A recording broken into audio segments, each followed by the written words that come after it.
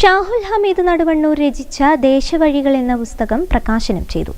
നടുവണ്ണൂരിൽ നടന്ന പ്രകാശന കർമ്മം എം പി അബ്ദുൾ സമദ് സമദാനി നിർവഹിച്ചു. ദേശീയ അധ്യാപക അവാർഡ് ജേതാവ് ബാലചന്ദ്രൻ പാറച്ചോട്ടിൽ പുസ്തകം ഏറ്റുവാങ്ങി.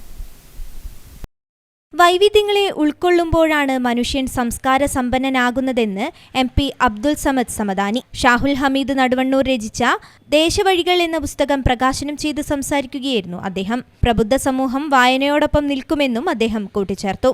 വൈവിധ്യം എപ്പോഴും സുന്ദരമാണ്. നമ്മൾ ഇന്ന് കാണുന്ന പല ചേരിതിരിവുകളെയും വൈവിധ്യം എന്ന ഒറ്റ വാക്കുകൊണ്ടാണ് വിശേഷിപ്പിക്കേണ്ടത്. അതോടെ എല്ലാ പ്രശ്നങ്ങളും അവസാനിക്കും. എല്ലാം വൈവിധ്യമാണ്. യോജിപ്പ്, വിയോജിപ്പ്, ചേരികൾ, വ്യത്യാസങ്ങൾ, വൈരുദ്ധ്യങ്ങൾ, അഭിപ്രായ വ്യത്യാസങ്ങൾ, വീക്ഷണധാരകൾ, അതിനൊക്കെ എതിർപ്പ്, കലഹം, ഷണ്ഠ, തർക്കം, സംഘർഷം, സംഘട്ടനം, ആ വക പദാവലികളിലേക്ക് കൊണ്ടുപോകാതെ വൈവിധ്യം, പ്ലൂരാലിറ്റി എന്ന ഒറ്റ വാക്കുകൊണ്ട് വിവക്ഷിച്ചാൽ അതത്ര സുന്ദരമാണ്. ഈ പുസ്തകവും അതാണ് ബോധ്യപ്പെടുത്തുന്നത്. ഈ നാടിൻ്റെ ചരിത്രം എത്ര വൈവിധ്യ സമ്പൂർണമാണ്.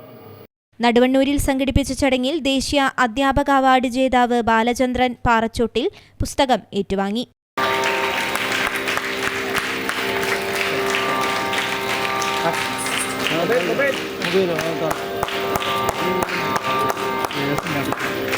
നടുവണ്ണൂർ ഗ്രാമപഞ്ചായത്ത് president T P Damodaran master അധ്യക്ഷനായി.